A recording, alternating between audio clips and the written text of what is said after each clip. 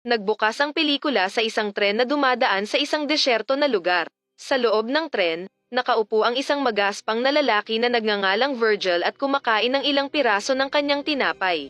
Sa harapan niya, isang babae ang nakatitig sa kanya na sinusubukang pakalmayan ang kanyang sanggol. Pagkaraan ng ilang oras, huminto ang tren at lumabas si Virgil, ngunit hindi bago ibigay ang kanyang tinapay sa babaeng nasa loob.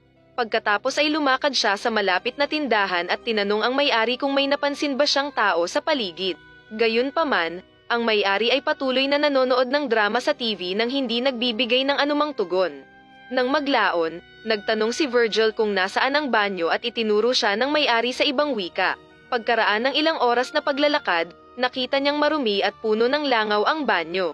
Sa kabila nito, napilitan si Virgil na gamitin para maibsan ang sakit ng tiyan. Habang nasa banyo, isang boses ang nagtanong sa kanya kung may hinihintay ba siyang tao na bumabiyahe papunta sa kanyang destinasyon.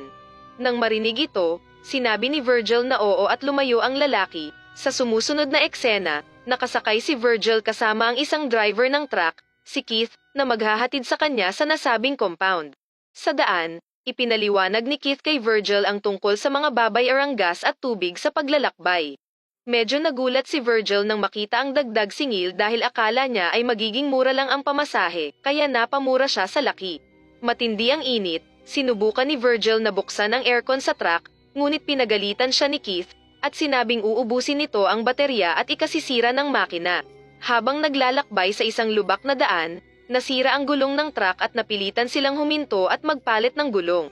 Habang kinakabit ang gulong, napansin nila ang dalawang ligaw na aso na nag-aaway. Nang makita ito, hinabol ni Kate ang malulusog na aso. Hindi nagtagal ay naayos nila ang gulong at nagpatuloy huminto sila para mag-refill ng gas. Doon ay naabutan sila ng gabi, kaya nagpasya silang magpahinga at ipagpatuloy ang kanilang paglalakbay. Nagsindi sila ng bonfire tapos, tinanong ni Keith si Virgil tungkol sa kung anong motibo niyang pumunta sa compound.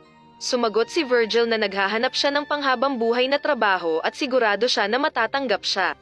Napaisip si Kate sa sinabi tungkol sa compound, sinisikap niyang ipaunawa kay Virgil na ang pagpunta niya doon ay hindi magandang idea. Idinagdag din niya na ang tanging bagay na makikita niya doon ay mahihirap na trabaho. Gayunpaman, tumugon si Virgil na hindi siya natatakot whatever it takes. Kinaumagahan, si Virgil na nagmamaneho ng truck habang si Kate ay petiks at chill sa passenger seat. Si Virgil ay nagsimulang makaramdam ng init dahil sa nakakapasong araw sa labas at nagpas siyang i-on ng aircon sa buong level max nito. Maya-maya ito ay humantong sa pagkasira ng makina ng truck. Nagising si Kate at nalaman ang ginawa ni Virgil. Sinigawan niya ang makulit na lalaki at sinabihang bakit niya ginawa iyon. Humingi ng paumanhin si Virgil at nagpakalma sa sarili. Sa kanyang pagbabalik sa truck, napansin niya ang mga kumikislap na mga bato mula sa malayo. Na-curious siya. Nilapitan niya ito at tinanggal ang mga buhangin sa bato. Tila kulay ginto ang bato at kinabahan si Virgil nang makita ito. Tinawag niya ang galit na si Kate at sinabing Kate ang bato, sabay sigaw ng Darna. Syempre joke lang, tignan mo to. Kumari pa si Keith at namangha sa nakita, kinuha agad ang lighter, at sinasabi na kung ito ay masunog at maging itim, ito ay hindi ginto.